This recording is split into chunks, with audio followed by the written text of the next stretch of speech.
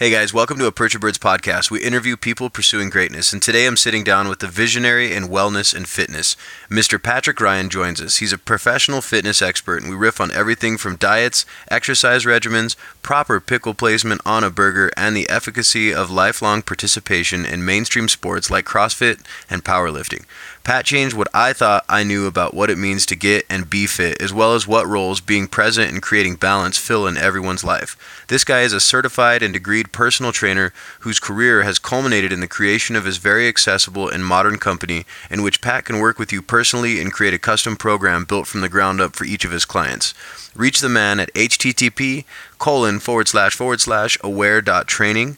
Thank you for listening to Aperture Birds, and I hope this one inspires you to get off your ass and reach for the greatness, whether it's starting a business, picking up that paintbrush, microphone, or hammer, or just spending more time with loved ones. Make 2019 your bitch. Cheers, humans.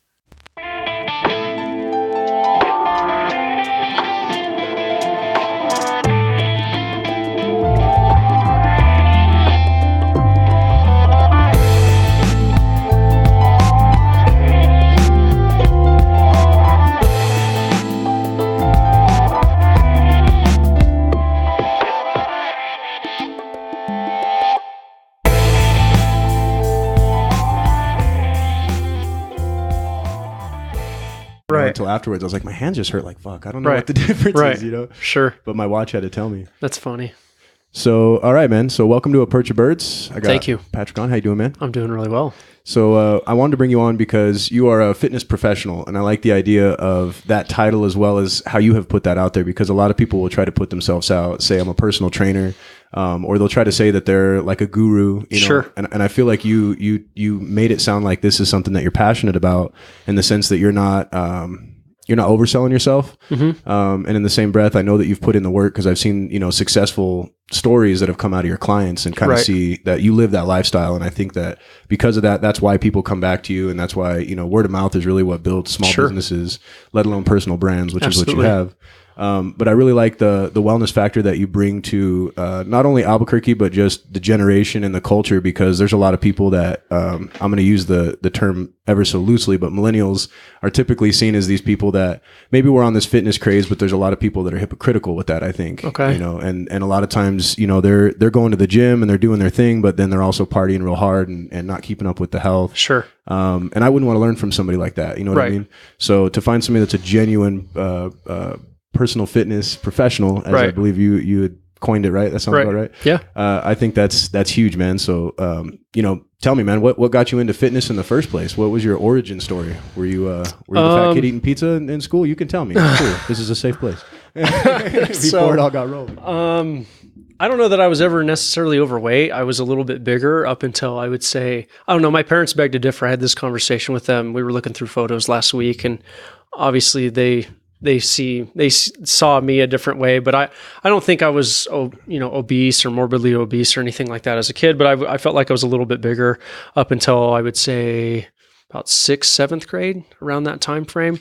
And then, my health just started to shift because I wanted to do better in sports. Okay. I wanted to keep up with one of my friends that I was playing basketball with. And my dad pretty much told me, because we'd run sprints at the end of practice and I would always dog it. I wouldn't push myself. And my dad, I was always very quick, but it was a matter of whether or not I really wanted to push myself to do that. Sure. So my dad just told me, okay, at the end of each practice, you just got to keep up with your friend. Right. Otherwise you're not going to really get where you want to go. Essentially your first fitness goal right there. Yeah. Right. So, and I just remember pushing myself to the point and to the brink of complete exhaustion at the end of each practice. And as time went on, just, you're young, just through the act of pushing yourself and working hard in practice, I started losing weight. But as I've always been an athlete all the way through high school to very briefly to the collegiate level, primarily through baseball.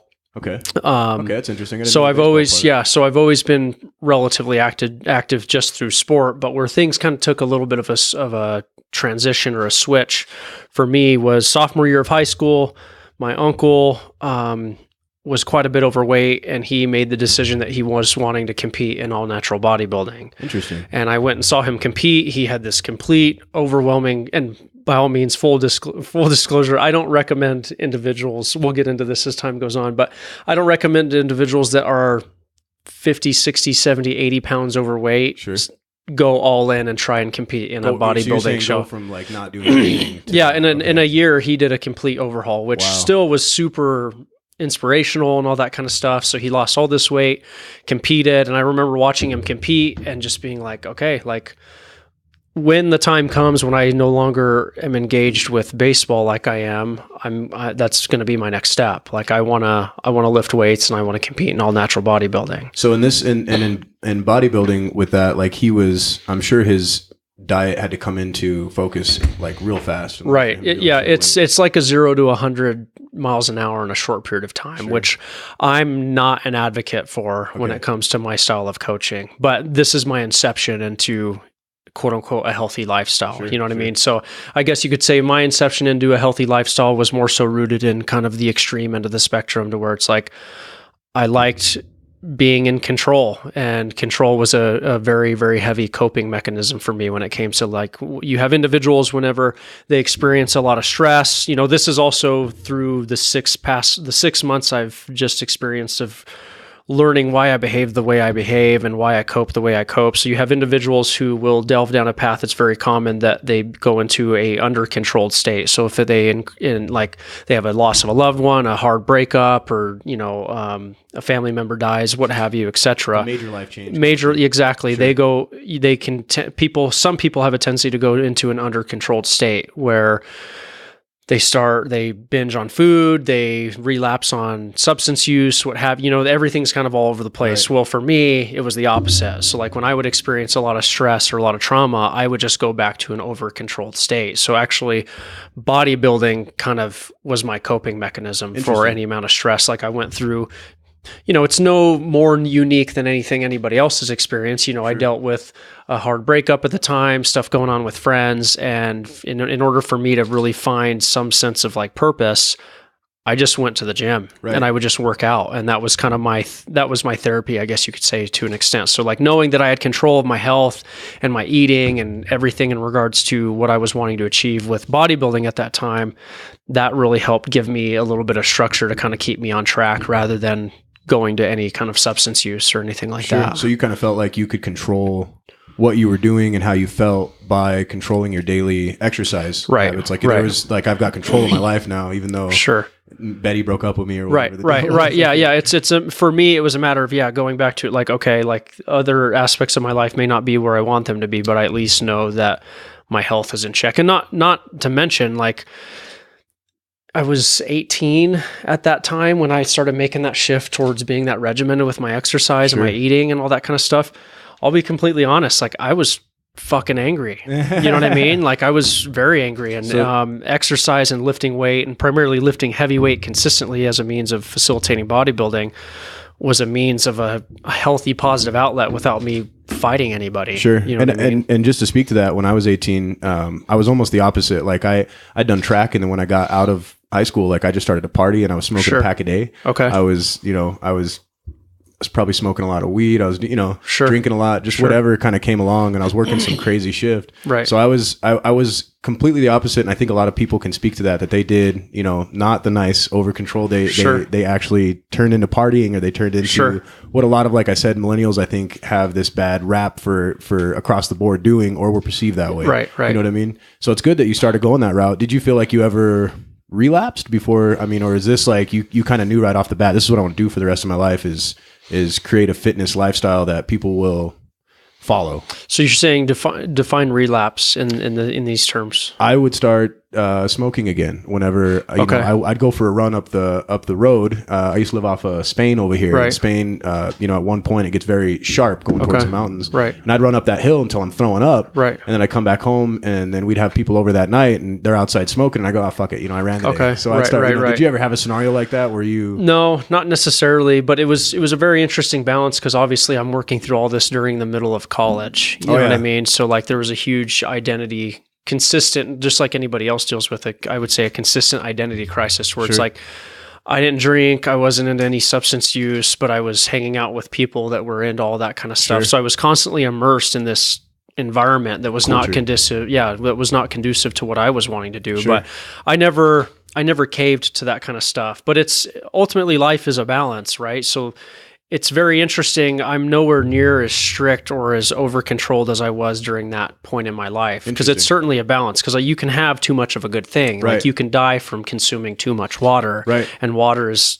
like the essence of life, right? Inherently supposed to be good. Right, exactly. Yeah. So, you as time goes, like there's no teacher quite like experience. So just going through that consistent experience of, okay, I'm in this over-controlled territory, which I did for close to 3 years. At that point in time, I didn't cut it loose until I was about 21, 22 years old, where I had to kind of make a little bit more of a functional shift with my eating and exercise. But yeah, like looking back on that, I look back and it's like, it's great because that's part of my story, but it was not a sustainable dynamic, which is why I'm no longer part of that. Like although I know how to coach people through contest prep and really strict diets and all that kind of stuff, it's not my niche. Like, and I don't think it promotes a sustainable and maintainable lifestyle habit for that individual. That reminds me, and not to go on a tangent, but that reminds me of when people say the word diet, like I'm going on this diet, and I get pissed off because I'm like, man, you can't go on a diet. You gotta change your life. I didn't drink sodas for a month, so now I can go back. It's like you can't.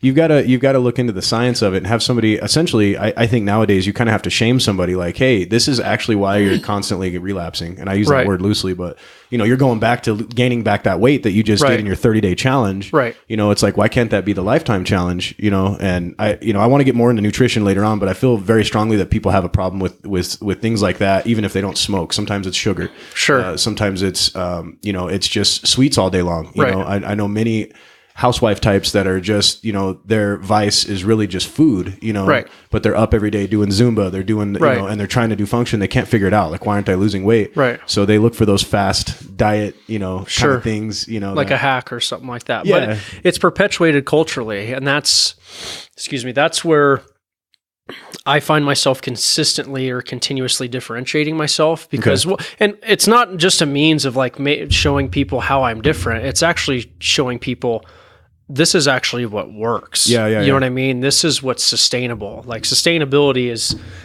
probably the main ethos of my coaching practice, that and a more of a compassionate based client-centered approach to where, it's reinforced culturally within, I've come to find industrialized cultures where that's what sells. Like, stuff that's quick is what sells, but does it last? Right. More often than not, it doesn't. You know what I mean? So anytime I'm working with a new client, or any client for that matter, I ask them, I would ask you and anybody here, like, do you want to be healthy for the rest of your life? Right. And I have yet to have an answer that says no. Right. So if their goal is to be healthy for the rest of their life, then we need to structure things in such a way that it's a slower paced dynamic to where I'm not going to lie to people. I'm not going to coach them for 6 weeks, 8 weeks and put them through this boot camp style course where they can, I'm a professional. I know how to get people down in weight rapidly if I need to, but is that going to benefit the long game, so to speak? Is that going to benefit their long-term health for the rest of their life? Not likely. Right. I've done it before. Because that would be essentially treating the symptoms, not the cause, in terms of... Exactly. Because I think a lot of times people feel that,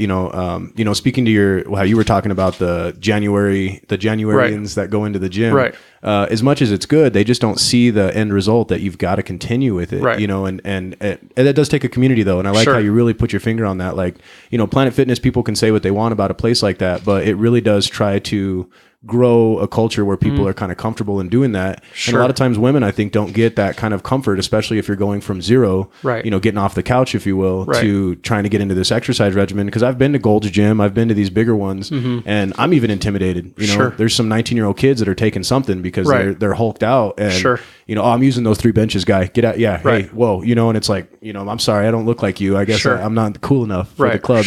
So I think it takes that support, and it takes a tribe, if you will. Oh, no doubt. To get somebody rolling on that. Absolutely. So, okay, so you're working with clients, you're doing this stuff now. When was the transition from that? So you were working on yourself, essentially, kind of getting your mindset, getting your lifestyle down. Right. And you started to pull it back. Did you, through college, is that where you actually started to look at, Yeah, as far as like my inception into the industry, yeah, is what you're saying. Yeah. So, that was I think that was around when I was 20, 21 years old. Okay. So I was still in college. I had yet to finish my degree. My concentration is obviously in exercise science. Okay. But yeah, I had always wanted to be a personal trainer, and around that time, I was in school for exercise science. I would say the biggest tipping point I've ever experienced as far as knowing that I was going to be involved in something related to the health and fitness industry was actually through an experience I had with a family member where I had a family member and this was while I was finishing up bodybuilding and I was still very strict with stuff. But long story short, I had a male family member, pretty much tell me that, my family's not the healthiest. A lot of my family's overweight and definitely, and I think a lot of people can relate to that. Right. So there was a huge motivator for me to change that dynamic because it's a very common theme and thread within multiple families that, it's just my genetics. Like my family's in bad health, so I'm going to be in bad health, and there's nothing I can do about that. Well, I was having a conversation with a family member in which he had told me pretty much all I have to look forward to is being overweight like him and most of the other male figures in my family. And I pretty much just nodded my head and said, okay. And in the back of my head, I was like, absolutely not. Not going to happen. No. So that was a huge motivator for me. So that kind of catapulted me into, okay, I'm going to double down on this and I'm going to make a sizable investment in myself as well as my future. That way I can help others in changing that dialogue with That's people. Awesome that it hit so close to home because I'm sure that drove the passion through the roof to get that ball rolling. Yeah. So what ended up happening was, and this is what makes this kind of stuff so fun, but I think it's ultimately how whether or not each individual is willing to reframe life's experiences, because I had no idea where to start. Yeah. I knew I was in school, but there's no play-by-play manual on like, okay, you finished step 1, go to step 2. Like you just figure it out on your own. Right. But it's a matter of whether or not you're wanting to look at that through a lens of, okay, this is going to be fun and challenging. Yeah. Or, oh my God, this is going to be such a chore because nobody's doing this for me. So like I was in college and knew that I needed to get my foot in the door in the fitness industry. And to be honest with you, I didn't want to wait until I graduated to do that.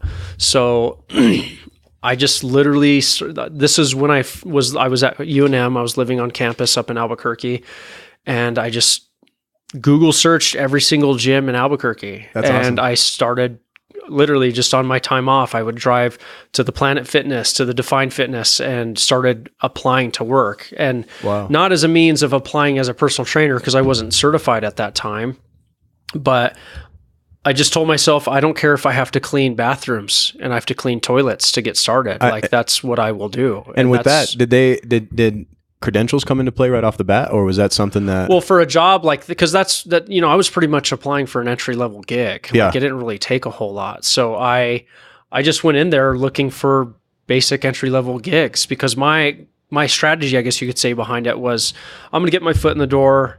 I'm going to work at an entry level position at a gym. Yeah.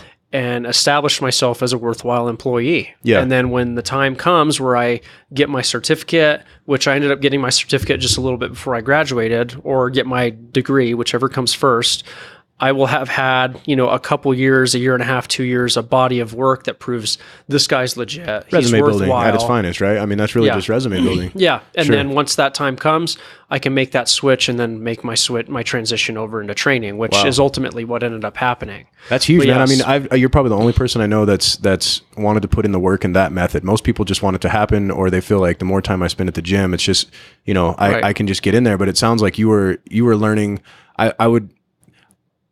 The reason why I chose you, honestly, is because I feel like you're coming from a science-backed method rather than somebody that, even though a certificate is a certificate, I like the fact that you know things that are going to go beyond that, 9-week training course or whatever it takes, for a layman like me to get a certificate. So that's huge. Did people see that you were going to school and they're like, yeah, fuck yeah, come on, come be the guy, because eventually you're going to be worth. There were things that ended up happening that I could have never anticipated. So it's a matter of also creating familiarity. So, what I did was I applied for a maintenance housekeeping job, and then through the interview process, the individual that was interviewing me saw, you'd be a better fit at the front desk. Wow, so okay. I worked at the front desk for a year and a half, 2 years before I made my transition into training. Wow. And that actually proved to be a pretty substantial benefit because I was checking in members, the same members that came to our facility for almost 2 years. So they knew who I was. And people that eventually would be clients of yours, right? I mean, that's kind of okay. Yeah, and in my opinion, a lot of my job is it's a matter of like it's a slow burn process. Like it's not often, and it's fine. Like I don't expect people to be right off the bat like, "Hey Pat, I've never met you. I just met you today. I'm going to invest my time, energy, and resources into training with you." Got you. It's more of a slow burn process. I find people, and I'm totally okay with it. I actually kind of promote it. I actually promote or encourage people to be skeptical upon working with an individual such as myself or in the industry, so to speak. Well, and I was going to touch on this later, but I feel like it's a great kind of, tangent to come into. There's so many of these gurus and there's so many of these YouTube guys that, are doing the whole, who's the zoo culture guy? What's his name? The Bradley Martin. Have you ever heard of Brad? I don't know that I've seen his stuff. I mean, just absolutely huge, millions of views on every video. Oh, and I think I know who he's pretty big. Like he's like a stout dude. Yeah. Okay, I think I know who you're talking about. I feel like he's a power lifter, but now he's kind of, or he was a power lifter and he's leaned a lot into bodybuilding and he's just this monster, but he built up a huge following and eventually got a gym going and all that stuff.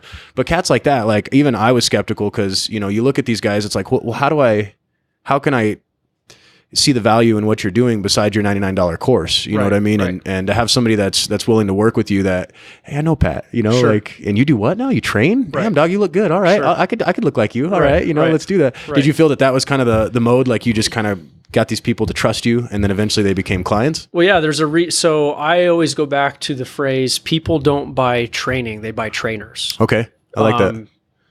But it's not only with training, it's any service-based industry, whether you have a massage therapist, a hairstylist, etc. Yes, you need, you need to be proficient in your craft. And I will never not be proficient in what I'm doing and continue to be progressive in what I'm doing.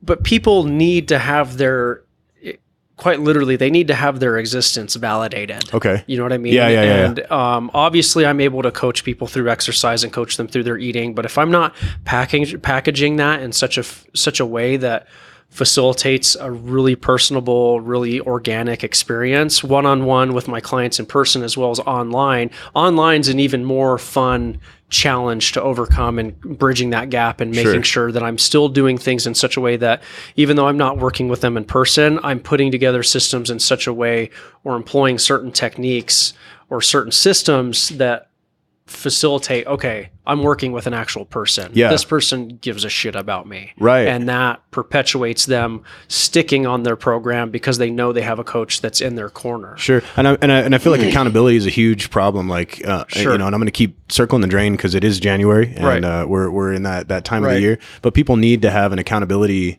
I wouldn't say coach, but you've got to kind of be a couple different types of coach, right? A couple different types of trainers because it takes multiple hats. Yeah. And you got to bother somebody sometimes. Like you had, I think your most recent post today was talking about how you had, titled so well, kind of vibes with what we were just talking about. Act today, quit tomorrow. So like I said, you got to wear so many hats, with your clients that, accountability I think is huge, know, and in the same breath, showing people that you don't have to like double and triple down, out of rage. Sometimes you just need to, go on that day that you don't feel like it, to the gym or to get up and throw on your running shoes. Like I think those kinds of things are kind of huge for, a real personal trainer. Cause again, that's something you cannot buy. That's something that you have to have the person actually give a shit enough about their client to be able to do that. Do you find yourself having to do that more often than, what's the biggest part of bringing on a new client? Is it the accountability side of the house, or is it a lot of times like just trying to get them to be motivated enough to take care of themselves and follow the plan that you put in front of them? I mean, it's kind of the same thing, right? But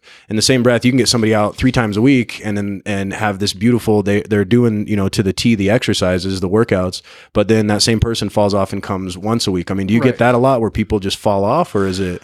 So I think, let's see, how do I want to phrase this? Because it's ultimately, it's too complex to break it down into separate categories. So it's it's a very multifaceted approach. I guess before I start delving too terribly deep, I think the biggest shift in my coaching that I've acknowledged that's just so far outside of the binary or deeper contextually than the binary of just exercise and eating is the behavioral psychology approach to my work. I find that that's where the industry is heading in my opinion, when it comes to instilling sustainable results within what my clients are doing. And what that ultimately alludes to is innately there's going to be an accountability dimension of my coaching. Like Sure. I'm the embodiment of that. That's Right. why people are hiring other people to help hold them accountable. Right. I can't do it. I need you to help me. Sure, right. sure. Got you. But it's a matter of framing that in such a way that makes it appealing for the client. You know, I still feel to a degree that there is this perception of what a personal trainer is, and it's very skewed. And I have a responsibility, as other individuals in our industry have a responsibility to reshape what that picture or what that photo looks like. So, you know, I find it to be very common where it's like, okay, you ask someone what a personal trainer is. I think you get the typical boot camp style approach. It's more of what we would call a coach centered approach to where, okay, Morgan, you want to do this, but you're going to meet me as the coach where I want you to be. You know what I mean? So instead of me actually taking the time to get to know you and get to know your life and get to know the 23 hours of the day that exist in your life outside of our session, I throw that in the trash. Okay. And I just demand that you meet me where I want you to be, which is strict eating, log your food, and then I judge you for any time you slip up, which then perpetuates your reluctancy or hesitancy towards even disclosing, letting me know that you had a bad weekend or a bad night. You know ate what the shit out of some sugar. Right. Coach. So like I'm always running through these hurdles with clients of like, no joke, like they're scared to share their screw ups with me. And I'm not afraid So what of you're that. saying is you're trying to change that perception. Absolutely. Right. It's imperative. Okay. Like when it comes to changing the dynamic and creating, like what ends up happening is when I'm working with clients and I'm framing what my what their coaching experience is going to be like, you can see it within their body language. And with my online clients, I can hear it within their tone, or I can see it within their body language if we're doing like a video call. Yeah. They go from being very tense because they're hesitant, they're reluctant, understandably so.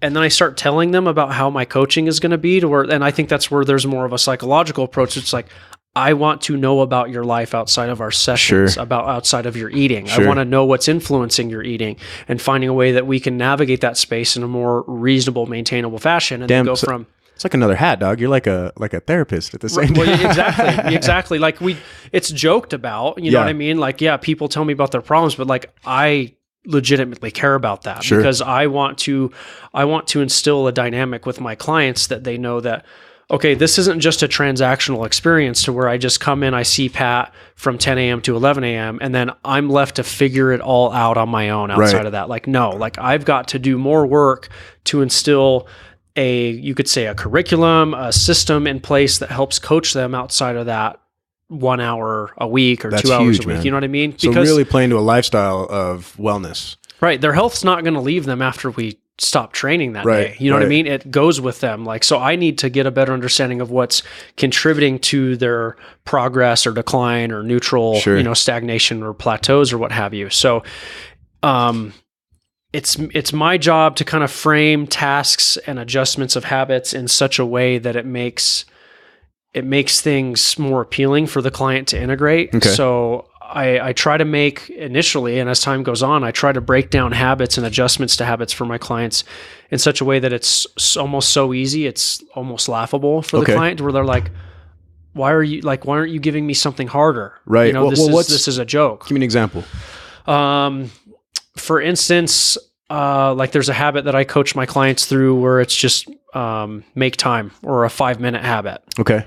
And what I ask them to do is to take 5 minutes of their day just to focus on one thing that they're wanting to make an adjustment. So it's more mindfulness-based techniques. Not necessarily do this exercise in 5 minutes, but maybe meditate. Or exactly. Make time. So like if it's 5 minutes just to sit down on your own and just kind of wing it and make time for yourself, or meditate, or make 5 minutes to maybe prep your breakfast for the next morning. That way you're not rushed. Whenever, there's been times in the past where you rush in the morning, which leads to bad eating or poor food choices. Just make time. And focus on that for the next 2 to 3 weeks. I have a reminder that comes up every morning, and I will say honestly 9 out of 10 times I'm not doing it at that time, but it's just kind of something that I try to stick with me. But it says, good morning, meditate if you have time, stretch if you have time, drink water, and it's just my morning thing. And I, at first I thought it was a bit woo woo, like it was, it wasn't going to have any impact on me. But if I don't clear the note, if I don't actually reach out and do something on my phone, it's there all day long.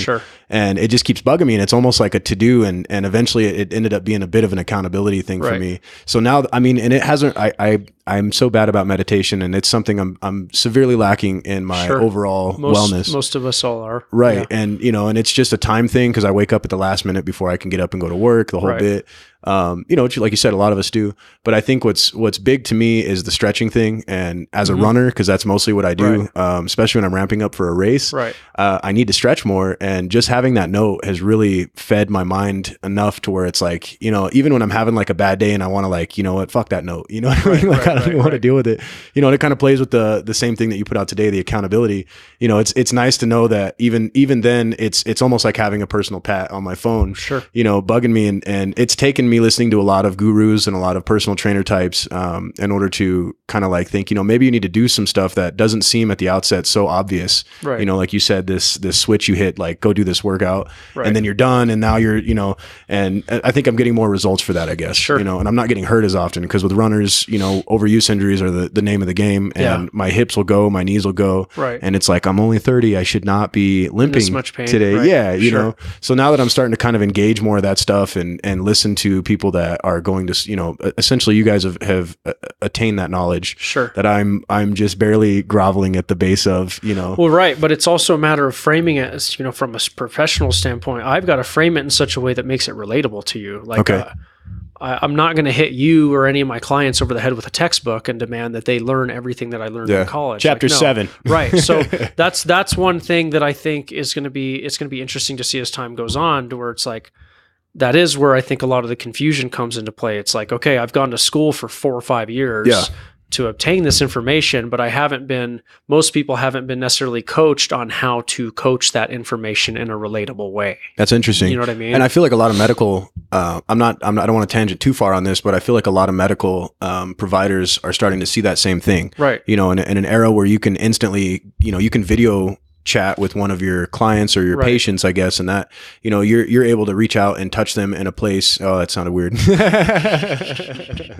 You're able to get with them in a way, you know, where you're going beyond that appointment you had for said symptom, where you know, you can actually treat the issue by just being like, hey man, did you drink your water today? You know, you were pretty damn dehydrated the last time you came in, attributed to why you were sick, why you fell off your fitness goals, on and so forth. You know, and I think having somebody like you, I've worked in medical for the last 4 or 5 years, and having somebody like you at a facility, I think, is huge. Where I work now, we have an entire area of preventative medicine. So there's dietitians, nutritionists, exercise, you know, and I mean, some of these guys are down to, you know, biomechanics experts and stuff like that. And each one of them will go through a phase of working with the employees, you know, and it's interesting to see where the people that actually engage those available resources go, where I don't see any other places like that. Like, you go to a normal hospital, there's not a guy like you that's like, hey, let's go get beyond, you know, all right, so we've got your diet figured out to lose your weight. We've got your exercises figured out to help your knee, but let's continue to push into, you know, what makes you stop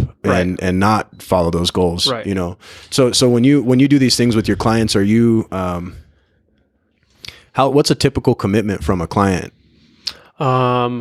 So I'll frame it through primarily my online platform. I coach my clients through my online platform for an entire year. Wow. Yeah. Okay. So it's a 12-month program. And deep-rooted nutrition counseling, as well as I do full service exercise programming as well. So it's a one-stop shop. Like, you try to take care of the entire human. It's not just, well, this is your nutrition, you need to upgrade for and that's where I find it as a really fun and interesting and unique challenge, because it's not a common thing within the industry. And I'm speaking primarily even through the online training industry, because it's definitely in its infancy, and there's a lot of craziness kind of going on right now as far as how that's facilitated. So it's not a common thing for people to come in and expect to hear a coach being like, okay, you want to work with me, but this is how I operate. Like, I will work with you for an entire year, and it's going to be a slow drip approach, as opposed to, it's super. Again, I speak to this because I've done it. Like, this is the evolution of my coaching. There was a point in time where I was doing online coaching,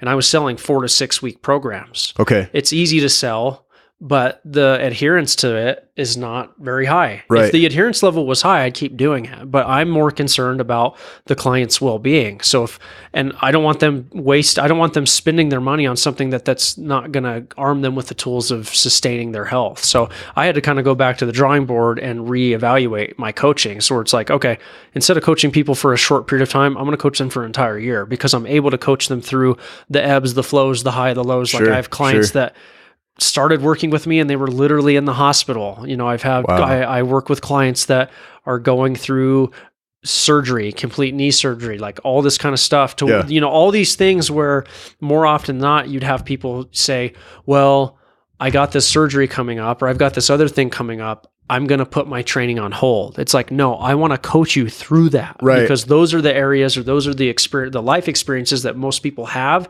that completely derail them. And they're not taking the time to acquire information and data as to, okay, how can I do this and go through this experience just a little bit better? That's huge, man. Surgery is kind of few and far between, but a very common one is like travel.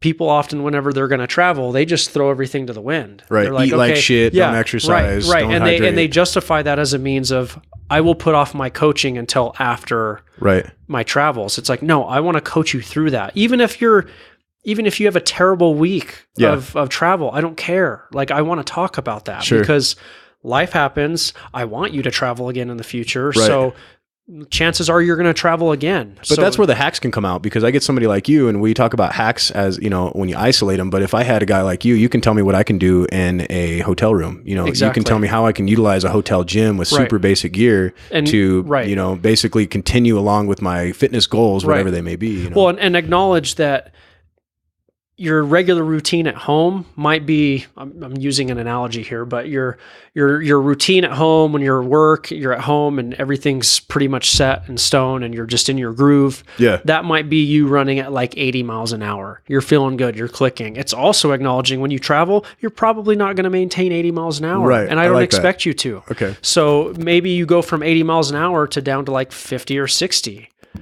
That 50 or 60 is leaps and bounds better than the 0 that you've been doing your entire life. Where it's been just being like, well, I'm going to take a 3-week, 1-month hiatus. It's like, no, let's find that balance that can kind of give you something to sustain while you're traveling. You're moving, you're eating a little bit better than you had in the past. And then whenever you get back into town, you're working your way back up to that equilibrium. Well, and I find that a lot of times, I had a job where I traveled a lot, and it was really that a lot of people go for quick and fast. Right. And like being stuck I remember the Houston airport, you're kind of stuck inside of that airport unless you want to get out and go, or, you're on layover. It's like, man, the only thing I have is to eat, big restaurant It's interesting food. You bring that up. I can't remember if it was yesterday or the day before, I posted something exactly about that, because you have to view things through a continuum.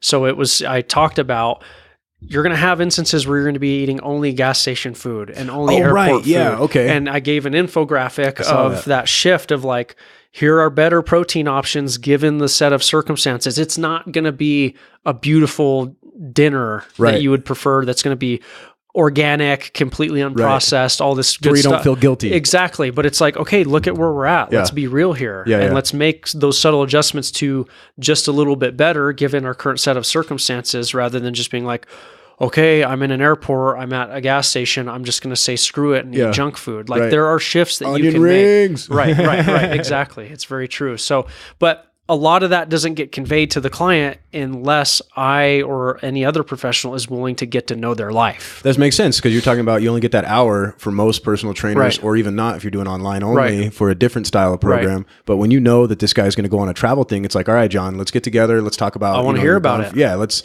see where we have openings where we can get you to the gym. Right. I used to hunt hotels specifically that would be near like other gyms, and it would honestly just be more fun like that. It was like an adventure, because if you have that mindset, it's like you go into this gym, you're like, damn, dude, I haven't seen one of these machines before. Or you'll watch some other cat do something, and you're like, I didn't even put that together, and then you come back with like a little additional to your own regimen, and I think getting somebody the vivaciousness in their own wellness journey to look for shit like that is something that would continue, that motivates me to keep going, is to finding more stuff. Like, you know, I didn't really put it together. I had a buddy of mine that got me into hiking in like 2009. You know, New Mexico, we got tons of mountains, plenty of places. It's ripe with it. Yeah. Right.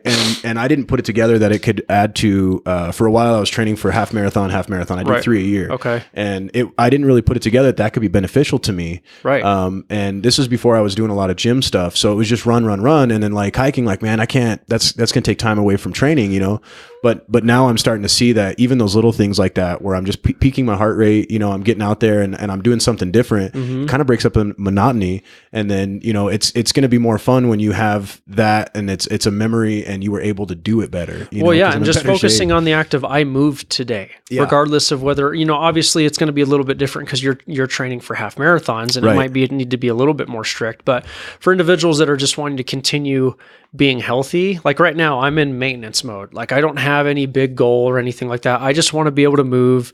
And even though I'm only 28, about to be 29, like I just want to continue to age gracefully. Right. And it's about acknowledging, like, I need to just stay on my toes and acknowledge that I need to pivot from time to time. Because I went from a very strict, okay, the gold standard of exercise is weightlifting. And I have to lift weights in order for me to feel like I've exercised, to, okay, I'll lift weights maybe 3 to 4 days at the most a week. But if I'm given an opportunity to go mountain bike, or if I'm given an opportunity to go on a day trip here in New Mexico and go hike all day, I will drop lifting weights to do that happily. Sure. Because there's a spiritual and an energy related component to mountain biking and hiking and being outside. Nature, straight up, yeah. That lifting weights I don't think will ever match. Right. You know what I mean? So That's it's like, you said that, I can't, because there was a point in time when I was younger where it was like, okay, well, I would often drop going outdoors or going and doing these really, really, in my opinion, like spiritually enlightening experiences because I wasn't able to double up a lift with it. And it's like, this is so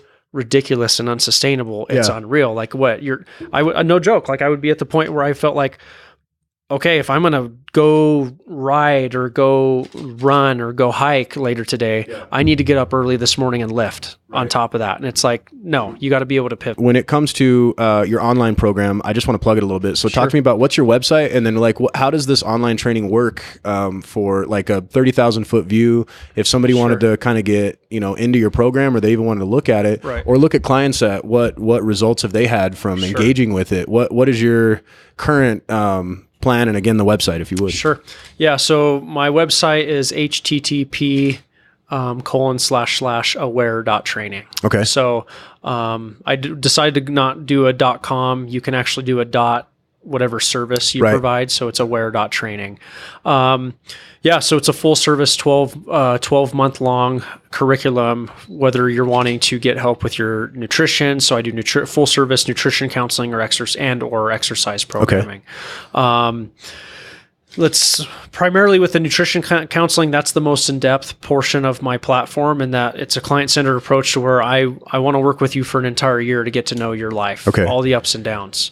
And how I facilitate that is it's a habit-based coaching dynamic where we're focusing on making subtle shifts to your existing habits that you already have.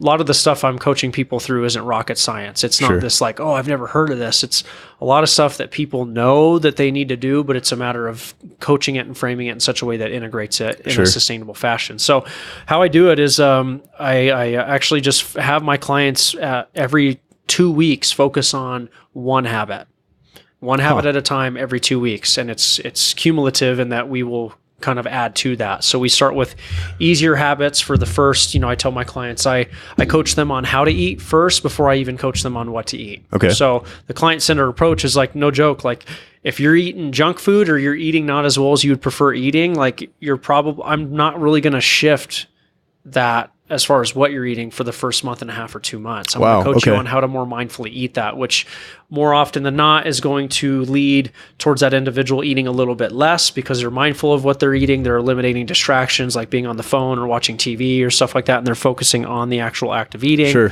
And then as time goes on, because regardless of whether or not you're eating junk food or you're eating the healthiest meal on the planet, you still need to moderate how much of that you're eating. Right. I mean, and that's what the basis of losing weight is. Like so many people will look at these crazy ass plans, drink juice for 2 days and all this other, and it's like, you don't have to do that. Like, I mean, and I'm I guess I'm asking as well, but would I be correct in saying that the myth of weight loss is easily debunked by this simple, calorie deficit is the only way to lose weight? Because I mean, you can't eat more than you burn and then expect weight to come off because it's just human anatomy, right? Exactly. I mean, at its core. Yeah. To a very basic degree, I think that's fair. That's a fair assessment. Yes. For the most part, it is a pretty easy addition subtraction formula. Like you want to be expending more energy calorically speaking than you would be consuming. So yeah, you want to be eating fewer calories than you're actually putting out. Sure. On a day-to-day and I'm sure that's your bread and butter for clients that come to you, is that they want to look, because it's the aesthetic value. They want to look slimmer. They want to look better, right? Yeah, I mean, absolutely. Absolutely. But what I tune them into is, sure, like we have these measurable metrics rather, of their weight, their body fat, their circumference measurements, and all that kind of stuff. Those are very valid and very important barometers of progress. I'm also coaching them on the deeper, I would say, I call them the intangible elements of what's going on. So sure, you have tangible elements of how your clothes are fitting, all that kind of stuff, but I want to tune them into how they're performing. How you feel, right? Yeah. Like I've had clients come to me that maybe haven't experienced a ton of weight loss yet, but they've also noticed they recover from getting sick quicker. They're able to sleep better. Sure. They're able to fall asleep easier. Right. All these, they recover from injury quicker, all this kind of stuff. And it's my job to validate that, to let them know, keep paying attention to that. Right. Because we need to continue to hold on to, I kind of call it, we need to continue to hold on to as many positive points of progress as possible to keep us moving forward. Sure. Because if we focus on just, I haven't lost the weight, or I'm not down in body fat percentage, people are going to quit. Right. They get demotivated. Yeah. Right. So it's like, hold on. I understand we haven't lost the weight, but what other awesome things have happened during the last 4 weeks? I'm sure with like parents and stuff, like with me, running really helps me with my energy, and I've got 3 kids, and it's, even if I do 10 miles in the morning, like that's a crazy long run for like a Sunday for me. Right. When I come back home, I'm surprised that over the years of me doing it, now I feel like my energy spikes. Whereas if I don't take that run, then I feel really lethargic, and it's an odd sensation. You know, I wouldn't say really lethargic, but it's just, you can tell a dip in the energy. Oh yeah. And I use it as a prescription for myself. Mm-hmm. If I want to be that dad that I idealize in my mind or whatever, or I want to become, then I think I need that energy, because I've essentially got to give my 100% to 3 different kids. You know what I mean? And 3 different age levels, and there's just different. And to be there, like at one point, 2011, I couldn't sit up straight out of my bed, and I was like 30 pounds heavier. Okay. And I was really pissed off because all I wanted to do was smoke a cigarette. It would just stress me out, and I'm like, how are all these other guys doing it that I see on TV, and these ripped guys, and I just didn't have the energy. And now I laugh because I'm doing 5 times the amount of work, even on a weekend. I'm up at like 7 a.m. like, shit, I can go for a run, but I feel just like a furnace. Like I'm ready to go all day, and that's my biggest selling point to a lot of people. They're like, well, what is it that gets you going? It's like, it's nothing tangible almost, right? It's almost those intangible things, like you're saying, like it's really just the things that are little that pick up. And I had a lot of falling down before I got to where I am now. And I mean, I'm sure a lot of your clients do. Right. But when I would fall down, I would notice that just kind of going back into those steps at work, looking at the positives, like you said, really seemed to benefit me, because then I was like, well, fuck, I think me running is what made me feel good yesterday, but today I wonder, if I do it again, maybe I'll have a pick me up, Sometimes it backfires. Sometimes I'll run at like 9 o'clock at night on a nice hot summer day. And then I'm up till like 1 in the morning because my metabolism turned on, Yeah. But that's huge. Okay, so this is really framing, your training all together. I mean, do you work with any vendors or any kind of gyms in particular? Like, is there, because like I was telling you, I'd gotten this new Garmin watch, and I'm working off of Aware.Training. Sure. I know places like Orange Theory do shit like that. Right. How often is something like that, like getting into the weeds with things like that? Is that something that you go right out of the gate with? Like maybe you've gotten Joe Schmo over his first month of your training, and now he's wanting to like get into like, hey, I want to do this half marathon. Do you start looking at stuff like heart rate, or what do you use as a marker to gauge somebody's athleticism? More often than not. So it's a matter of what kind of niche and what kind of demographic each coach is wanting to work with. So like, obviously a small proponent of my coaching demographic, I do have a few individuals that, we do get super specific and super detailed. I'm obviously well-versed in coaching them through that, but those are actually few and far between. Okay. The majority of the clients that I prefer working with are middle-aged young professionals that have just had a family or on the brink of having a family that just want, I call it bring sexy back. You know what I mean? Yeah. Like they want, I'd say anywhere between 35, 45 years old that are wanting to integrate a better balance of their exercise and their eating with everything that's going on. Obviously, I have clients that are much older than that and younger than that, but that seems to be my niche, where it's like, I just want to be able to coach people through sustainable means of integrating movement and healthy eating choices. Sure. So it's client by client basis, it sounds like. Oh, sure. Okay. Sure. Okay. So it's based on the client, but through like my online platform, I don't necessarily delve that deeply unless, again, like it's a client by client basis. Sure. But I phase in and phase out different programs every month and a half, 2 months at a time. But I'm starting them small with rudimentary movements because I'm not working with them in person, and I want to make sure they're doing things safely, and we can correlate with one another. And if they run into a hiccup, they can contact me and we talk on the phone or Skype or whatever it is. And then as time goes on, much like the nutrition counseling platform, we start with basic rudimentary movements and then build towards more complex movements as time goes on. Form is huge. Sure. Yeah. Cause I have a lot of people that try to work with me now. And it's not at all at the level that yours is, but I'll have like a friend that comes with me to the gym, or they're like, hey, I want to improve X, Y, Z, and I'm like, well, this works for me. Right. And I've gone through trial and error to where I've hurt my back trying to do an all day back day of stuff I've seen on YouTube. Right. And then I've gotten with the big guy at the gym and been like, dude, run me through your back day. Cause you're here every day and you're a monster, and going through it with him, it's just, it was the most simple things that blew my mind. Like form, like keep your back straight, fully pull down and holds XYZ motion, and stuff like that. And do you, when you do these online stuff, do you have these guys film themselves or anything like that? So I provide the video material for them. Oh, I see. So, okay. What makes the exercise component really unique and so applicable towards what I call the fluidity of life is I give them actually 4 different options as to how they want to engage in movement that day. So rather than it being just a strict gym-based workout, that's one of the 4 options I actually give them. So I've done a lot of work in the back end in providing a full-bodied variety of ways to move. So I give them an option of a full gym-based workout. Most clients prefer to work out at a gym, so I give them a full gym-based workout. The other option is if they're in a pinch for time, I give them an abbreviated option, around 30 to 45 minutes of that gym-based workout. The third is more of an at-home, at the hotel, minimal equipment workout. A lot of body weight kind of stuff. Yeah, sure. Because it's a matter of framing this within the context of life. People are going to travel and they may not be able to find a gym. Right. So I need to arm them with information that still puts them in the driver's seat of like, okay, I've traveled. This isn't the end of the world. I'll do the home workout instead of feeling like, oh, he only gave me a gym-based workout. I can't move today. Right. And then the fourth is a more do-it-yourself option. So we were talking about it earlier. In the event that they go ride their bikes, they go run with family, they go hike, et cetera, and they want to do that in place of the gym workout, by all means, do that. And then I give them a text box to provide details of everything that they had done that day.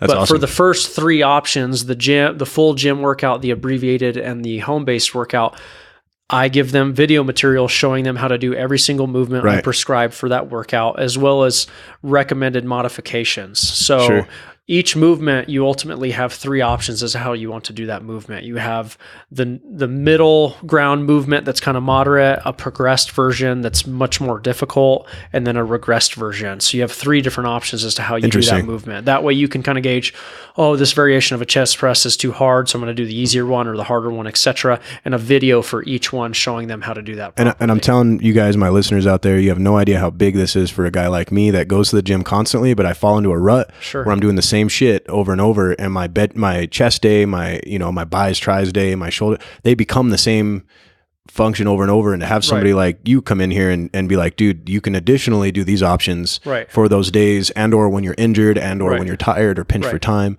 That is, to me, that's one of the biggest values that a personal trainer brings to the table, is somebody that can help me continue this thing, because for me, that's I'm a recreational fitness person. So it helps me to not, like, on those days where I'm like, you know what, fuck it, I can just lay here today on the couch, or whatever. Those days when I'm like, I want to try that new thing, or I'll notice that I have, a little spike in maybe my pump or my size or whatever from doing something. And, through monotony, you eventually start to like things like that, and learning correctly is huge, because you do something again from YouTube and, you fuck your back up. I've done it, I don't know how many times. I have a thing with my back days. I guess I just see, that's where we may have to connect. Right. But yeah, so it ties into, I think, in a little bit more of a roundabout way, it ties into us talking earlier about the whole accountability piece.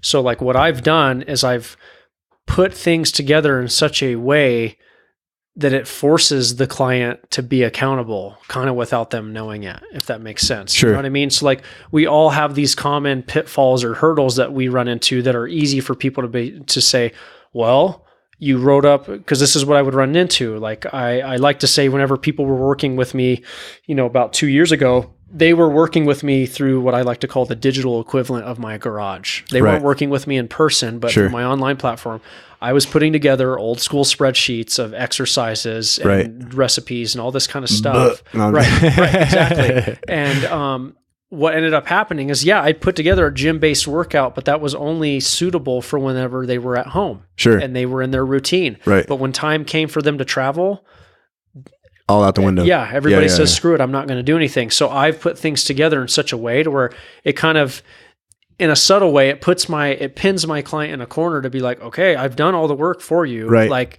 you have a workout meant for not being in a gym. Now they just got excuses. Right. So, but that's kind of like an inadvertent means of accountability where it's like, okay, I've done all the work. Like, right.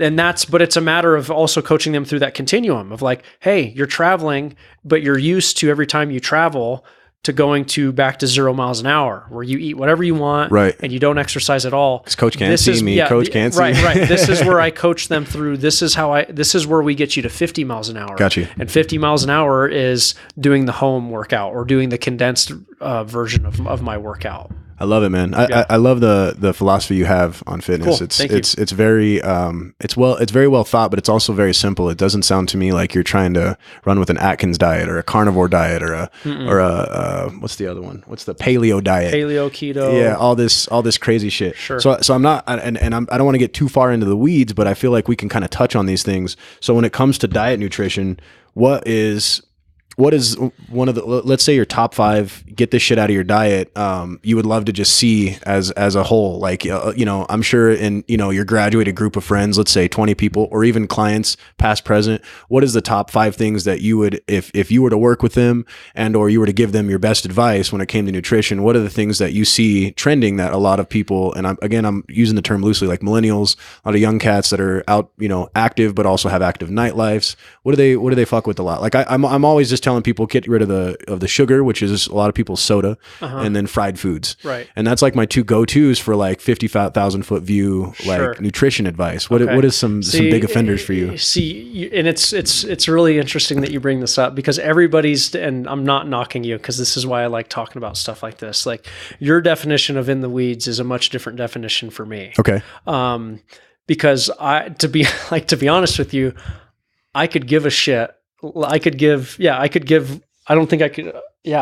less, or I don't think I could care less about the sugar. You know what I mean? Like, so what I'm looking at is one's environment, like what's influencing those decisions. Sure. So, what I come up with off the top of my head is like, what decisions is each individual making in their day-to-day life that's influencing consumption of sugar or consumption of fried food. So like I look at, I always want to look at how people are consuming food first. Okay. You know what I mean? So like, instead of it's very easy. Like it's been done over and over again. Like don't eat sugar. Right. Don't eat this. But most people's habits aren't changing. Right. You know what I mean? So like, I've got to be cool with that and acknowledge, okay, maybe I need to reframe things instead of coming in and telling them you need to change this habit right now. That's interesting. And trying to change it within a different context. So I like to use the phrase, it's very widely used within the fitness industry of you can lead a horse to water, but you can't make it drink. Yeah. But my mindset is, but you can make it really thirsty. Right. Okay. You know what I mean? Yeah. So like I have to entice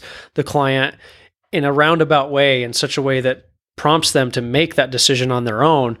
Okay, I'm going to change how much of this I'm eating. So like the big things I notice is, one of the main things I've paid attention to for the last 4 to 5 years that influence 95% of my decision making, whether it's how I spend my time, what food I eat, how I eat the food, etc. It's something I take from someone I look up to and a buddy of mine I don't know if you've ever heard of him, Gary Vaynerchuk. Oh yeah. audit your friend group. I love it, man. That's huge. I say that all the time. That's a huge phrase of, depending on where you're wanting to be. And again, we're looking at things through the lens of that continuum. How far to the nth degree, or what, other end of the spectrum you want to be with your health. Look at who you're surrounding yourself with. That's huge, man. Are you surrounding yourself with people that are, if you were to share with them, hey, I'm trying to improve my health and I need your support. I view every client I work with as a boxer. They're in their corner.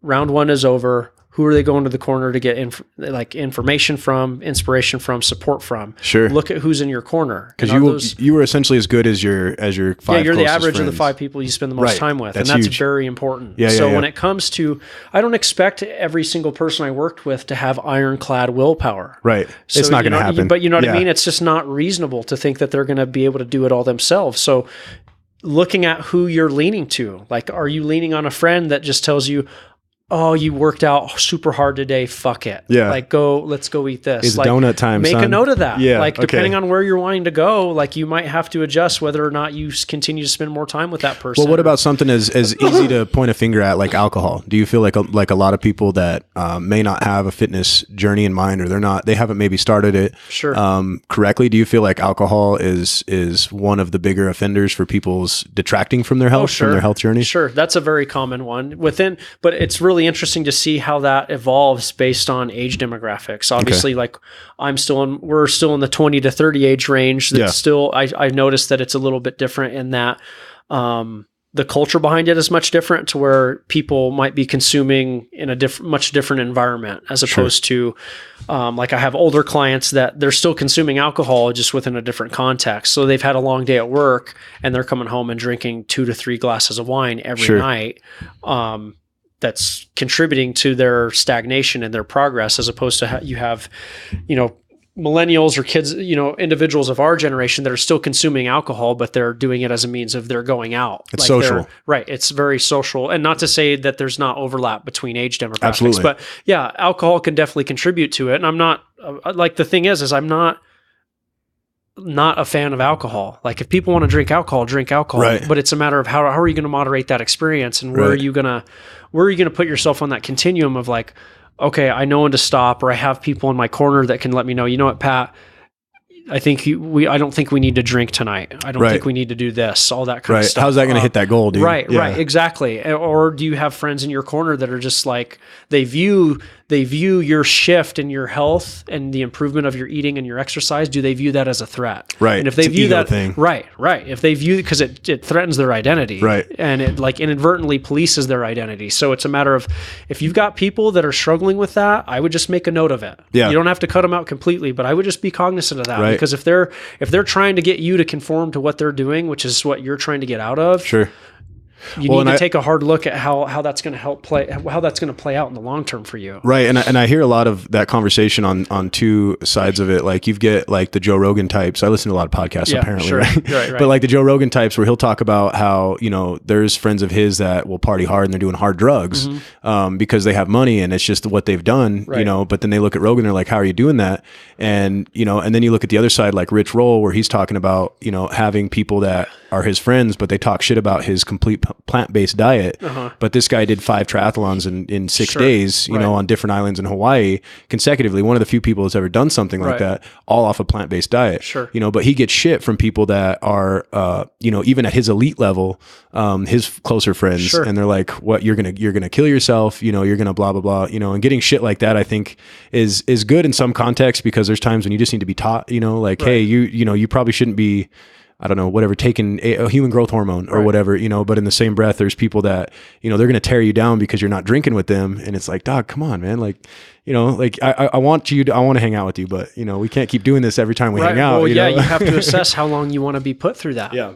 Because there is a level, I don't want to go on too deep of a tangent, but there's a psychological, test that was run quite a while ago that I always think about when it comes to individuals assessing, I have these core root of habits that I really like, that are beneficial to me, but who I'm involved with in my group, my sphere of influence, is a threat to them, is I don't call it, it was called the learned helplessness study. Interesting. And if I remember correctly, Don't quote me directly on it, but I believe they did the test on dogs where they got a handful of dogs, and I believe they had set them up with like shock collars. Okay. And they created this completely invisible perimeter where this group of dogs would hang out in. And anytime the dog, it's like an invisible fence. So like anytime the dog would come close to that invisible fence, they'd get shocked, right, prompting them not to cross. But if the dog were to just go through that brief bit of discomfort and get across there and get shocked a little bit, they would no longer get shocked ever again. Interesting. So what ended up happening, if memory serves me correctly, I would have to look through the study again, but if I remember correctly, what they would do with some of these dogs is they would create the invisible fence, the invisible parameter, and then as time goes on, they would shorten it, and they'd shorten it, and they'd shorten it. They'd make it smaller and smaller to the point to where the dog would become complacent, just getting shocked in one spot, not even moving. So I think that's a pretty good parallel to human behavior, to where it's like, you know what lies on the other side of your life, right, when it comes to, because it is like when people are adjusting their lifestyle habits for that of the better, it's a threat to multiple, it's a strain, not necessarily a threat. It's a strain to multiple relationships, your friendships, your relationship with your loved one. Yeah. It's going to test those infrastructural dynamics that had been laid in place with your friend or your loved one, etc. Since the beginning. And it's going to be strained. Sure. So it's a matter of whether or not you're willing to continue pushing in that direction and hope that those that are around you are going to support it. But if they're not going to support it, get out of here. But you have to make that decision. Sure. You know what or I the mean? balance of. Right. Yeah. Right. Some people will just say, you know what, I don't want to deal with that identity shift with my friend group, or have to shed an old friend group for a new one because I'm growing in a positive direction. Sure. You know what I mean? So I feel a huge thing is influenced and supported by one's environment. By all means, the group of friends that you continue to spend time with, are they supportive of those habits? And if they're not, I would just say take inventory, and then you have to do a self-assessment as to how far do you want to push it? Right. Are you okay to be to kind of go back to that lifestyle that you were that got you to where you're at right now? That got you to the point where you're like, you know what, I'm sick of this. I want to do something else. You know that fucking Bob. I ain't going to the bar no more with Bob. He got me too drunk. Right. Couldn't run. The other point, I know I wasn't able. We haven't elaborated on 5, but the other point that I really think of, it's more of a mindfulness technique, is eliminating distractions while you're eating. That's we live in a very fast. Okay. We live in a very fast-paced culture. I still make the mistake from time to time where literally we're eating our food and we're looking at our phone at the same time. So why is that? What's the problem with that? More often than not, you're distracted. You're not tuned in with what you're eating. More often than not, whenever you're going through distracted eating, whether you're watching TV, you're on your computer, on your phone, people have a tendency to end up consuming more through distracted eating than if they were to slow down and have their phone nowhere in sight. So is this probably like something to do with dopamine, like your feel good or your sympathetic? I feel like it more so has to do with just the basic physiology of eating. So it takes typically 15 to 20 minutes for anything that you've consumed from your mouth to make it to your stomach. Right. Okay. At that point, once that 15 to 20 minute span has passed, more often than not, you're rather satiated, and then your stomach is able to send a signal to your brain letting you know, hey, I've consumed enough. Full. If we're distracting ourselves and I'm on my phone eating, I'm usually eating at a faster pace. Okay. So what that ends up alluding to is I finish my meal at in a much shorter period of time, which then prompts me. So say it took me 5 minutes to eat that meal. Right. I've got about 10 to 15 minutes before I actually know whether or not I'm full. Right. You know what I mean? So like that distraction has prompted me to consume much quicker than maybe I need to, which then is going to prompt me to maybe go for seconds. Right. Or go for dessert. Exactly. Which may not have been the plan for the day. Right. And on top of that, you're missing out on the experience of eating. Wow. Like you are, because you're looking at, I like to use the hot date analogy. Like myself and my girlfriend try to do a good job of not having our phones out when we're out on a date. Right. I need to pay attention to you. Sure. You know what I mean? I think that's a huge problem with a lot of people. If you're wanting it translates over to multiple dimensions of life. Like I'm with you right now. Yeah. I'm not sitting here on my phone looking at my phone while I'm talking to you on We're this engaged podcast. here. I'm looking at you in the eye. Yeah. It's very important. It's paramount.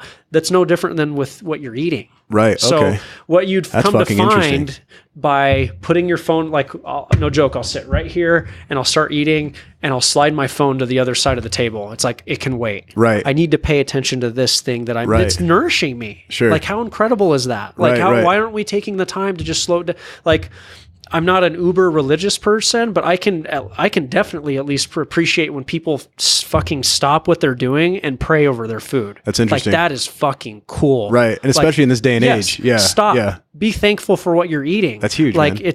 it's nourishing you. It's what's keeping you alive. Yeah. So like, tune in with that. So like, eliminating that distraction gives you that opportunity to actually, like, no joke, I went an entire life, 28 years of being distracted. Well, not necessarily 28, but like the majority of my adulthood, being distracted while I'm eating. Yeah.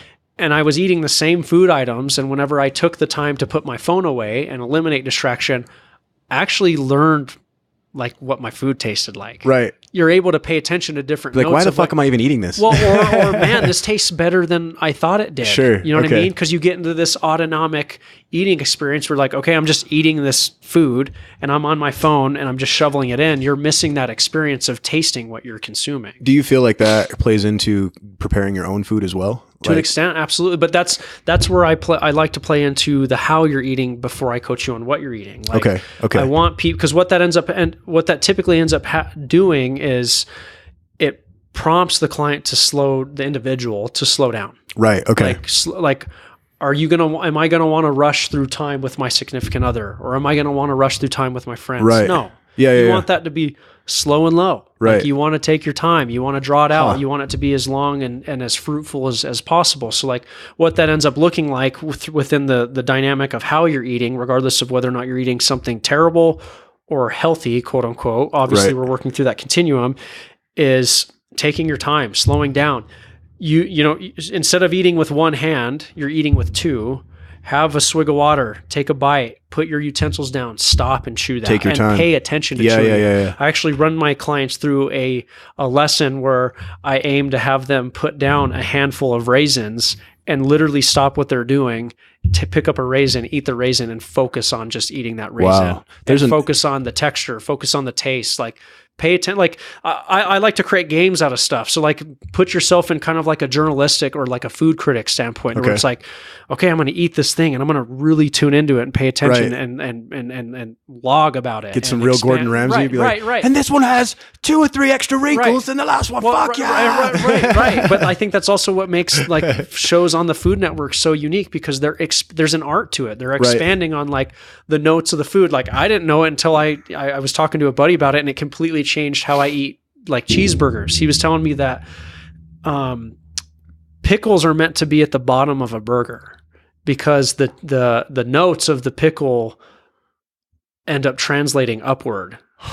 And that is some shit. Obviously, I would want to do a little bit more research, but because we went out and got burgers, and I was like, why are because I usually think, okay, pickles, onions, tomatoes, lettuce, all on the top. Like, that's just how it's always been. But he's like, no, pickles are meant to be on the bottom, because the flavor notes percolate upward and transcend upward. Man. And I started paying attention to that, and I was like, well, at least through my, I don't know if it's a placebo effect or what, but it's like, I'm tuned into that, and I'm paying attention to the flavor of the food and how that's changed and all that. Well, and it adds to the mantra of pay attention to your food, because like you're looking at that, and you're probably more so putting the phone away, even when you're eating a Blake's burger. You're not even going to think about it, until I want to enjoy I want my food, and I want to think about where those damn pickles are. Right. So I think just being mindful and tuning into that kind of stuff is huge. So just paying attention to, am I watching the TV while I'm eating? Am I on my phone? Am I on my laptop? And just challenging yourself for a few days to just put that aside, and maybe bringing a journal with you. And after you eat, write out what you ate. So you're saying phone, TV, anything where you're kind of like engaging your mind so much that you're not paying attention to the action in front of you. Yeah, because we're in this culture that like multitasking, quote unquote, is like glorified. Oh yeah. You know what I mean? So it's like, you're cool and you're on the right track if you're eating and you're on your phone at the same time. It's like you're missing. These are the foundational habits that I think are contributing to people's overeating and but that could be applied to so many things. To say, put your phone down, like you said, on a date. I mean, food aside, that's something that a lot of people struggle with, is to just not be distracted. And I'm not going to get all, woo-woo again, but I feel like that can speak to a lot of cultural issues, a lot of stuff that's going on where, you you can't really take in what your significant other is saying. And then, you know, like, this is the 4th time I've brought this up. Why the fuck aren't you paying attention? It's like, well, I was looking at my phone while you were bitching about me. You know what I mean? But if you really listen the first time, maybe, you know, you can move that relationship, the needle on that relationship in a positive direction, you know, which I think is huge for a lot of people. Absolutely. So with diet, and granted, we're, you know, we're leaping to shit here, but do you have an opinion on plant-based versus animal-based diets? One for like a normal guy, like a guy that's maybe, you know, doing a super basic training regimen, and then a guy that's trying to train. You know, and I guess the way I had noted it here, even though it's, you know, runners, lifters, CrossFit, powerlifting, bodybuilders, are they all going to require something different? And if so, like, what would be, your recommendation from your, you know, professional point of view? That's an interesting question, because we live within a world that we always want a black or white answer. We always want this formula of okay, 1 + 1 = 2. That's not how life works. Okay. So I like to say that I sweep through the gray area, and a lot of people don't like it. And the reason being is because there is no definitive answer to anything. Okay. The only way we're going to truly know is through our own guided trial and error. So like all those athletes that you listed, it would be preposterous of me to expect all of them to be on the same diet. Right. Each individual is unique. But with that being said, it ultimately boils down to, like, I'm not a fan of one diet or the other. I'm a fan of the diet that works best for that individual. But what you would attest as a base philosophy from your perspective, that you're saying omnivore rather than just vegan or just paleo or something like that? I don't know. Okay. That's the thing. So like, it could be the individual needs one of those. Yeah, it is, because we don't know. Like you could say my diet is to an extent more omnivore in nature. Okay. I've started eating far more plants, far more fruits and vegetables than I ever have in the past 25 years of my life. Interesting. But I don't see myself ever giving up meat. Right. You know what I mean? But the quantity of the meat I consume has definitely shifted. But I didn't learn that through someone coming to me and being like, eat, like, you need to be a vegan, or you need to be vegetarian. Like, it's been through my own guided trial and error. So like, like from a coach's standpoint, you know, I will have people and I will have clients that want to go on keto and they'll want to do paleo, and I don't tell them not to do that. Right. And just for you guys listening, keto is essentially trying to get your body to go into a ketogenic state where you're essentially thriving off of fat inside of your body, and more so your brain, right? Fat is your main fuel. Right. Which I think flies in the face of what a vegan would say when they would say, oh my God, fat from animals. What do you mean? You know, you need to be eating plant-based, you know, and then the keto guys are like, well, where are you getting your protein from? You know, and that was kind of what I was, so you're saying that if a gentleman wanted to try keto, you would have them try it. Okay. Be mindful of it. So this is where we go into the how of everything. So like, try it. Life is an experiment. Like, I view our health and our lives as a science experiment. So rather than me coming at you and condemning you and trying to make you feel bad because ultimately it's rooted in somebody wants to get healthy. Right. Okay. Want to get better. Right. So why should I not be a fan of that? Right. You know what I mean? Even though it may or may not be something I do or I prefer or I think works. No. I'm going to come in through more of a compassionate lens, because more often than not, people are expecting, okay, no joke, I've had people come at me and start working with me and want to start like a juice detox or a tea detox. Okay. You know what I mean? Something they've read about or something like that. Right. Okay. And something, you know, things that I'm not a big fan of, but you know what? It doesn't do me much good for me to tell them that is the dumbest thing. Well, he's just never tried it. He's just never tried it. Right. But it makes them feel bad. Okay. It makes them feel, because they're doing their own investigative work. They're trying to find, like, it's rooted and they just want to be healthier. So like why should I come in and make them feel like shit? Right. Because they want to be healthier. Huh. You know what I mean? So like, I need to validate that research and that journey. Yeah. And let them know, you know what? Let's try it. I'm going to guide you. If you're willing, I'm going to guide you through let's be more mindful of it. Maybe they do, because most people who are doing the diets have done diets in the past and they've failed. Right. It's several times. Diet. I hate that word. But my thing is, how can we coach them through that in a fashion that's a little bit more mindful? Sure. Okay. So coach them through, you know, they do the keto or they do the paleo diet or whatever it is. And okay, say they're not able to sustain it and they fall flat on their face and they end up binging on food or whatever. I want to go to the drawing board with them on that and look at, what did you really like? Yeah. What shift did you like in this diet? What did you not like? So that speaks back to your whole philosophy, which I'm starting to see more clearly. And I'm not looking for black and white answers, sure. but I'm saying culturally speaking, that's what everybody's looking for. Yeah, they want a definitive, this is the gold standard. And that's just not. Right. But from a personal trainer standpoint, you're just trying to create balance in their diet Absolutely. And one way or the other. Do you, because I realize that this is what you do, I know that you're not endorsing one of these directions or the other. Right. But when you work with top level people, do you see one of these diet types better for people than not? Like, have you had somebody that was training on a keto diet? Not necessarily, but again, that falls in tune with my niche. Okay, you know what I mean. So like my niche, I like working with working class people. Sure. That's just my niche. Sure. Like, and they're not going to be top elites trying to break records and shit. I break things down as you have different levels of eaters. You have level 1, level 2, level 3. Level 1 is like, I am new to everything. I have no idea like what's good from bad. Teach me. Exactly. Sure. Like very fresh, clean slate. Level 2 are individuals that have things pretty well maintained and integrated. They know how to pivot and adjust and make the adjustments they need to maintain the health that they have, as well as improve it.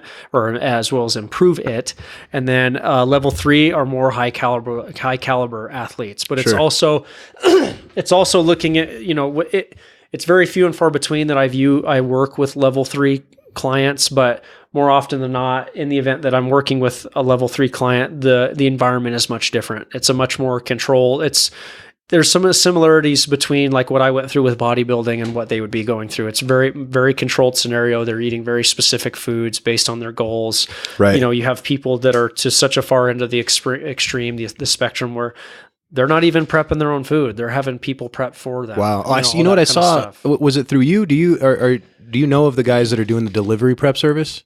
Have you seen that? But I know there's a handful around town. Yeah, I thought that was the most unique thing. I was like, man, I don't know. I feel like a couple hours and you could save a lot of money at home. But sure. And not to take away from those guys in the least. I mean, like you said, sometimes that's that little additional that you need in order to stay on track. Right. Especially when you're starting out in your wellness journey. But a guy like me, I almost feel, because of how much I run and how much I bike. Like if I'm not running today, I'm biking, and if I'm vice versa, my metabolism is at a point where I can almost eat anything, and it's not affecting my weight. Right. But the dirtier I eat, the less energy I have, and the sorer I am the next day. And I notice the more plants I put in my body, the less sore I am, and that could go into, again, the weeds with branched chain amino acids on that stuff. Sure. And there's a lot of, I listen to tons. Joe Rogan has done, I don't know how many podcasts on the different types of diets. Sure. Rich Roll the same way. And these guys have been on two, I feel like, extremes of the spectrum as to what they were into and what they deal with. Right. And I feel, like you said, balance is key. And I have yet to have something that works so much better for me than the other. Like I tried to, when I first had started to get into fitness, I watched Fat, Sick, and Nearly Dead. It was a TV show on Netflix. Right. And the guy was just all about juice. And then I read Christopher McDougall's book on Born to Run. And it was chia seeds. Right. And this is when the toe shoe craze was coming along. Right. So I did 4 years and a bunch of half marathons in toe shoes, and I tried to run a marathon and I fucked myself up. Right. And in the same breath, I tried to do chia seeds and juice for 2 months, and I lost weight, but I would shake every day because I didn't have enough balance. I was just not eating. I was like, no meats, this will get my belly away, even though I wasn't as far gone as a lot of these guys I was seeing on TV. Sure. So seeing balance, I think, is huge. And it's cool that you are not giving me a straight answer like, yeah, fuck yeah, keto, or yeah, vegan, because this is good. Because a lot of people, I'm sure, they feel like, they hear these little discussions and there's some guy they follow, some guru, social media is the name of the game now. And that guy's like, well, you got to do this. And well, that brings me to another point. What is your opinion on supplements, on powders? I mean, a lot of people, I think, use that. I had a buddy of mine that hit me up recently that he's starting to get back into fitness real strong, and he does martial arts anyways. Mm-hmm. But he's just trying to break off, just the very beginning of, let's get cardio going. Let's get a few things going. Right. And he's trying to recover from the gym. And I told him, well, grab a box of BCAAs. You won't be as sore. Plants are better, but let's go with this as a supplement. But then he had found a protein, thing that had all these things that it stated, on it, that this is going to do this shit for you. Right. How do you feel about people, A, using supplements, and B, misusing supplements? Sure. I will just begin by saying and letting everybody know that the supplement industry is not heavily regulated by the FDA. Right. So, with that being said, obviously I'm not a big proponent, because this is where things get really confusing, I think, for the consumer, because you have professionals or pseudo professionals in the industry that are touting a weight loss program, but it's all contingent upon buying a supplement. Right. And I'm not a fan about that. Sure. I'm not a fan of that. Whether, you get a discount code on a supplement or a protein powder, I'm not a big proponent of them. Obviously they have their place. But what the supplement industry has done a very good job of is making it seem, if you're going to get on a health journey or on a health kick, that in order for you to feel like your journey is valid, that you've got to buy all these supplements. And you would say that that's bullshit, right? Oh yeah. God damn absolutely. It. I love to hear it, Pat. I want you guys to please rewind and play that again, please. But I say that because I lived it. Like when I was doing bodybuilding, I was spending $300, $500 a month on shit that I did not need. I tried gainers for 3 months and I've never had so much acne or grease on my face, dude. Right. Oh my God. Yeah. And it's also fair to go through and do the research. Like my girlfriend and I just went through, wasn't it examine.com? What was but I can't remember off the top of my head. I'd have to find them and send them to you, but there are third-party companies and websites that you can go to research the efficacy and the cleanliness of and the efficiency of the supplements that you'd be purchasing. So these guys are bullshit or not. Right. Well, as well as are there heavy metals and all sorts of terrible things in your protein powder. Right. You know what I mean? Because how the supplement industry works here in America, which is not efficient, is they put something on the shelves, and if it doesn't kill people, they end up kind of keeping it on the shelves. Right. But if it ends up hurting someone, then they go back and they need to reformat. Like creatine or whatever, because that had a moment where it was banned, right? Well, I think part of the problem, I don't remember the specific instance, but I think part of the problem with creatine is it's synonymous with pre-workout. Most people, if they were just to consume creatine monohydrate as it is, that only, they wouldn't have a problem. What ends up happening is you have pre-workouts that have creatine, caffeine, taurine, all of this stuff. Sure, that it's crazy a cocktail stuff. of all these stimulants.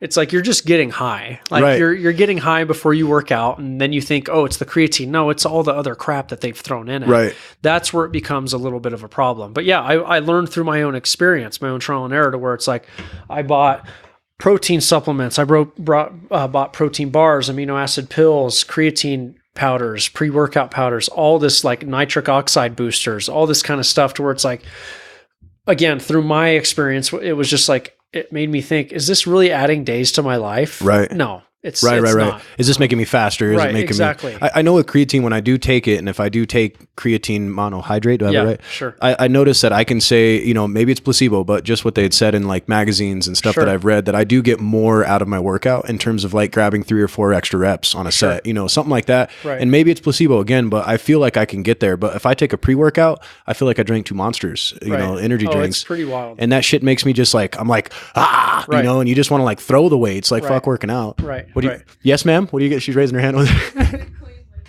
there. Clean Label Project. Clean Label Project. Okay. Yeah, because we even thank you. we even looked up, because I and it's all circumstantial because I'm a big proponent of if you can have your post-workout meal be an actual meal, do that. Do that. Right. Oh okay. God, that's huge. So much more of a beautiful, fun. And I'm talking about the being in tune. I want to experience what I'm eating. I don't have as much fun drinking a protein shake as I do eating a meal. Right. You're not as satiated. Exactly. It's just not a full-bodied experience. But there are circumstances that lend myself to where it's okay, I'm in a pinch. I need to consume something. Again, we're working on that continuum.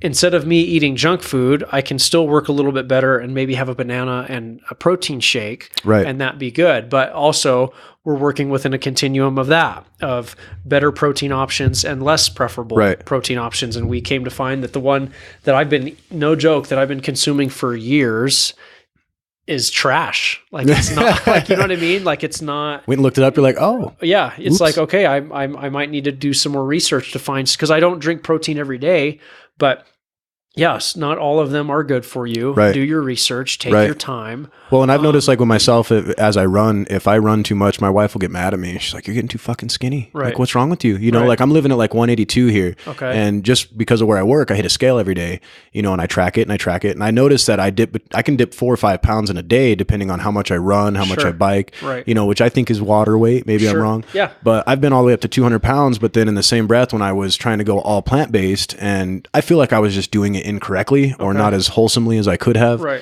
I was getting down to like 170, you know, Okay. and on my frame, like I just look like nothing, you know, I was Right. fast, I felt good, but it was just like, I look sickly, you know what I mean? And I didn't like that. So Sure. I could see where protein has its place for me, because in a lot of cases I lift on the days that I'm on the bike, because I bike it at a gym. Right. So on the days that I'm doing like some crazy lifting thing and then I hit the bike, like I'm so burnt and I've toasted Right. so many calories. If I don't get food right off the bat, I'm going to grab some, you know, what is that? Muscle milk? Is that one of the ones, you know, Sure. easy consumer thing you can grab Right. from the gas station, low sugar, the whole bit. Right. I don't even know if that's good for me. Now that Sure. you guys said that, I don't have to go Sure. look it up, but Yeah, it's worthwhile. yeah, Absolutely. or chocolate milk, you know, Right. just something that I feel like is more of it's just to get me to my good meal, you Right. know, like, Yeah. Hey, I'm going to go home and cook, but Sure. I'm fucking hungry right yeah, I now. need something to bridge that gap. Right. Absolutely. So that's huge. So protein and supplements. Do you have an opinion on nootropics? Are you savvy on nootropics at all? Like brain pills? Like I anything haven't like really. that? I'm No? Yeah, I'm not totally familiar at this point. He's in like, time. mushrooms are about, no, I'm just, it's as far as I go. No. Sure. So that was one of the big things I wanted to ask you about, was the supplements. And then I know I had another thing that I had written down about food. I didn't want to get off the food thing good. all the way, but I feel like, okay. Yeah. So that last one, and this is probably one of the higher up ones that, you would not deal with probably 99% of the time, but how do you feel about stuff like human growth hormone and testosterone being injected and, Sure. and stuff like that? Like, what's your opinion on that kind of stuff? That's a very, like, obviously I don't coach clients through that. I'm not a proponent of mentoring them through that. Obviously I'm looking at that through the lens of my experience. Like my roots in exercise and healthy lifestyle are rooted in bodybuilding culture, where that was pretty much the norm. Right. Obviously I did it naturally. There are organizations that aren't that strict, where you can do as much as you want and it's not a problem. They don't test you, essentially. No. Right. So I guess I would say to each its own. It is very interesting to where, although I'm not a fan of it, I will never go that path of steroids or anything of that sort. It's just not for me. One thing where I think things get a little bit confusing is, you know, you have an individual who's really big, and yeah, they might be using steroids or testosterone, growth hormone, what have you. And for some reason that completely like negates any of the hard work that they put in. Sure. I find that to be a very common means of dialogue with individuals as soon as they find out that they're on steroids or growth hormone, that Like, oh, that's why. right. But it's like, that's their gig. Like, if that's what they're wanting to do, Sure. do you, man. Sure. Like, do your thing, as long as you're not pushing it on others, all that kind of stuff. If that's your thing, I say more power to you. So I'm just not a fan of the conversation that, you know, somehow, like, they still have to put in the work, Yeah. to get as strong and as big as they are and all that kind of But stuff. they're seeking an edge, which typically isn't socially accepted. Well, it depends on it. I think it depends on the sport. Like, obviously, if you're having it within professional sports, NFL, NHL, MLB, all that kind of stuff, yeah, I'm not a fan of it. Right, at that's all. shady. Yeah. Right. But like with powerlifting, I've been, and correct me if I'm wrong, but powerlifting, I've been told that they don't give a shit, because this is to see how at the strongest you can be. Right. Let's see how you can lift whatever you want to put in your body, but you're still a human at the end of the day. Right. Which is, I think speaks to that, because it's like, even though you're taking those roids, you still got to get in that gym 6 days a week and Yeah, if lift you're like a gonna lift, monster. you're gonna lift, right. Right. Like Rich Piana. Did you ever see that Yeah, guy? yeah. Yeah. And that guy was like, he looked ridiculous, but that Right. guy was in the gym. Like he Sure. he lived there, you know, Right. and as much as, you know, that, I feel like that's probably what led to his early death. Oh, sure. You know, I think that it speaks to that kind of person, like you Right. said, like that's his If that's your MO. gig, go for it. But as far as I'm concerned, the ethos of my own health practice for myself as well as my clients, it's a very strong deviation from that, because like you look at bodybuilding culture, and like one individual I look at is Ronnie Coleman. Okay. Yeah. The guy yeah. can't even move. Right. Like it's, he's obviously, I don't know, like he doesn't seem to regret anything that he's done. Well, that's his thing, but it's like, I can't relate to that. I saw a day in his life and he starts off and it's all about food with those guys. Like they just fucking eat. That's like, besides lift, that's all they do is eat. Right. And I thought it was interesting because he's like, I start my day out with cardio. I was like, all right. So I'm watching him, he gets on the treadmill for about a hot minute. And, I think it was like 3 minutes and he just gets this like, right. And I was like, damn, like he was really gassed, you know? And then he gets off that treadmill. And then from there, the rest of the day is like, 3 sessions of lifting. Right. And the dude is killing it when he's lifting. But when you saw him on that treadmill, I was like, dog, I could not be like that. No, like it's not well-rounded. Yeah. I go to the mall with my family and I'm just going to be like this giant monster, but I'm tanked, having to stop and like get a protein grass drink or something, whatever the hell, he would drink like that. But yeah, that's amazing that you would, so essentially what you're saying is across the board, there's almost not a artificial edge that you can seek, which is going to contribute to wellness. This is going to be more for like, I'm trying to get this look, or I'm trying to get this weight achieved or something like that. Right. Obviously you have instances where you have men that are low in testosterone and they need that. And that's facilitated by a doctor. It's like a medical need. I'm not a problem with that. I don't have a problem with that. Well, that's what Joe Rogan does apparently. Okay. And I didn't know that. I guess doctor said you have low, and then he starts to, I don't know, don't quote me on this, but I think he injects every day. Okay. But if you look at him 10 years ago, he did not look like the Hulk smash like he looks like now. Right. But yeah, medically, and I apologize, I didn't mean to cut you off, but yeah, medically speaking, that sometimes is needed. Yeah, like I don't have a problem with that, but if and on top of that, like if someone's wanting to live their life doing things that way, and they have every right to do what they want with their body. I just want you guys to know his face right now is very like, this is not the subject that he wants people to try to dive into though. No, like and I would not be. Like I don't coach. I'm not a big fan of coaching people through. I actually haven't coached one single client through that kind of a dynamic when it comes to substance use in that shape or form. Yeah, it's definitely not my niche. That's huge. I love that you're such a well-rounded in terms of what you do, and that's why I wanted to have you on, because I feel like you've seen all types of folks, you know what I mean? And when it comes to elite athletes, a lot of times I think that people think that it's some place that you can't reach either unless you do something cheated, which is a lot of things up to and including steroids or some shit like that. But it's completely possible. Have you seen people? I know that you trained a UFC fighter. Eventually was a UFC fighter, right? Well, I trained, she's not necessarily a UFC fighter, but I worked with a gal who, this was prior to her fighting. I worked with her and she just does it for fun. I don't think she's doing anything professionally. Okay. Within her community, she was doing, female UFC style fighting. But you laid some groundwork there. You got to at least say that. Sure. Yeah, absolutely. Okay. But that's also a matter of like acknowledging my scope of practice. Like if any individual was going to make their way, closer towards more competitive style, sport, whether it's fighting, baseball, or anything of that sort, I would need to acknowledge, okay, I've reached my threshold to where I could certainly learn more, but that's not my niche. And to be honest with you, I don't prefer coaching people specifically through those areas of competition. Like so very specialized kind of stuff. Yeah, at that point I would refer out. Sure. Like I would just refer out to individuals within my network that I know way more, but that's their thing. Yeah. Like where they would be coaching athletes through their training and all that kind of stuff, solely indicative to their sport. They might not know how to balance working with just a regular 40-year-old mom that's trying to take care of life with her kids and her family. I just want to get rid of these handles here. Like that's where you know what I mean? So it's a matter of just acknowledging, okay, this is the scope of my practice. Like I'm not going to come in and tell everybody I can work with anybody. Like it'd be doing them a disservice. Do you feel that you are the gateway drug to a lot of different paths for people though? Absolutely. Okay. But that comes with knowing like where I'm willing to go and where I'm willing not to go. That's cool. You know what I mean? Cause like and I like it. That's why I like using that boxing analogy. It's like I want to synergize and collaborate with other professionals. So it's like I've recommended clients working with therapists and them working with their therapist. And if the client's is interested in me bridging the gap with their therapist to talk like, okay, I'm taking care of their wellness and their exercise and their eating to a certain extent. And then I can work with their therapist on bridging that gap instead of it being this completely individual experience. Same with like a massage therapist.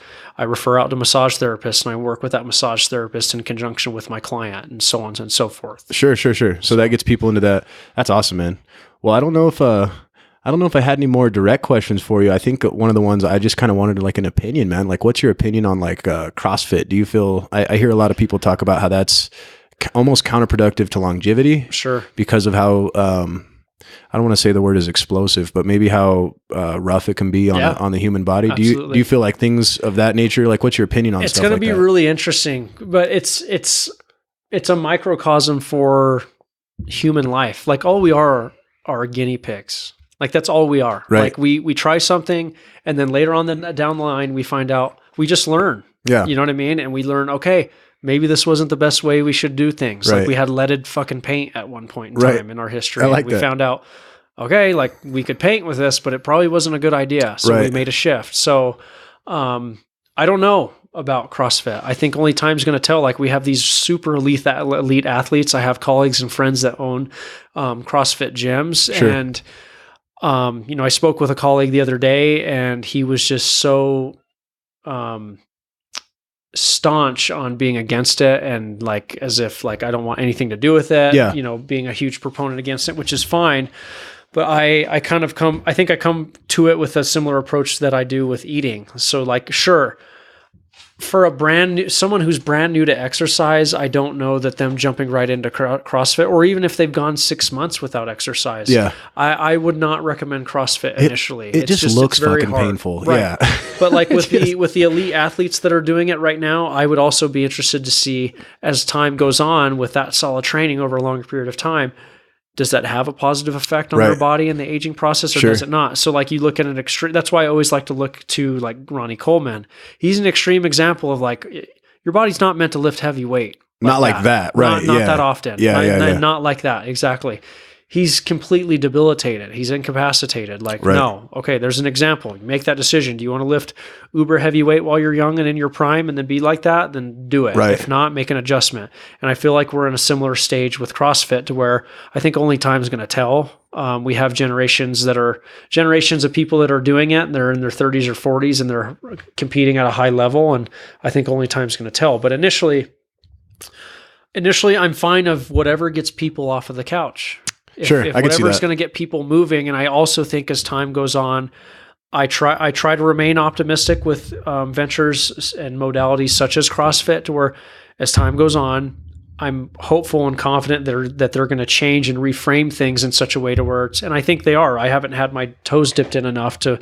I'm sure there are boxes where they treat that very delicately and sensitively, where they're working with a client they know and they're taking the time to get to know them instead of throwing them in a class and acknowledging, okay, you haven't worked out in 8 years. You haven't worked out in 12 months, whatever that looks like. Okay, here's a program that we can put you on graduated that's CrossFit rooted, but we're not going to just throw you in class and increase your chance of like rhabdo or anything like that. So you're saying that you're trying to basically tell people that they need to pay attention to the people that are teaching them about this. Absolutely. There should be a graduated onboarding into something as extreme. Because I feel like I do the same thing with running, because that's probably more of my expertise than anything is running. Sure. And a lot of people will ask me like, how do you do these crazy distances? And I'm like, it's not really, it's a very, very long combination of a lot of time spent wearing shoes and sweating, and running outside. And, I found through my own ebb and flow, I can't do treadmills. My knees don't like it, whereas being outside, I think it's just, it's just something in my mind. But, I've had a lot of people that will try to get me to build plans for them. And I'm like, man, it really comes down to how the fuck you feel. Cause if you're coming off the couch, I'm not going to throw the mileage at you that I'm doing, I'm going to give you some real slow. And other people are like, well, you know, if you can't do this, then you shouldn't even be trying to run. You know, it's that mocking. So I think it's good to look for that. And if any of you guys are looking to get into something heavy duty like that, I think you should look out for somebody like Pat definitely first and use him as your gateway, because I think this kind of knowledge you guys have no idea. Most people pay a lot of money for. And, you know, that's something that I think people need to know, is that it really is a knowledge thing. It's not about what you're doing at the gym. It's not how you look while you're doing it. It's, you know, let's get the groundwork laid out and have somebody coach you along. And once you get to the point where you're able to kind of do things on your own, you know, whether that be, man, you know what, I kind of like this lifting thing. Let me try more CrossFit. You know, you've got that framework that somebody like Pat may have laid. So I highly recommend that they check out your service, man. Plug me your website one more time. Yeah, it's Aware.Training. Aware.Training. And then they can just reach out to you on there and maybe start some. Yeah, I've got an application form on there for anybody who's interested. Whether they're needing help with nutrition, exercise, or a little bit of both, but just knowing that there's a pretty heavy element of mindfulness techniques within that. You will be a thinking mind, I feel. That's one thing. I had another guy in mind. I was like, man, this other guy is a personal trainer, but he's a lughead, man. And I was like, man, I just don't want to do it. Like, he was just all about, he was like having the Schwarzenegger lift classes. And like, if you weren't in that class, like he wouldn't even talk to you, you know, at the gym. And it was like, man, I can't get a guy like that. I got to get somebody that has balance, you know? So thank you so much for coming on, man. Thank you. And you're truly pursuing greatness, and I hope it continues, man. And definitely, if you guys have any more questions or anything like that, do they have just through the website, they can contact you there? Yeah, I've got a contact form at the bottom of every page, as well as if they want to apply for a newsletter. I send out a couple emails a week. Like every Sunday, I send out an email that's my articles of the week. I kind of scour the internet, find applicable websites and articles that the client or anybody for that matter can kind of apply just little tidbits of information. I just view myself as a professional filter. So yeah, they can apply and submit for, you know, free emails to be a part of a newsletter, or contact me directly, as well as apply for coaching. And I like how you put that, because like being filtered in this day and age with social media, where there's these fucking plans and these pop up this and that, it's good to have somebody to like be like, maybe not, you know, and actually talk about that. So absolutely, dude, huge, man. Thank you so much for coming on, dude. Thank you. I appreciate you. Thank you.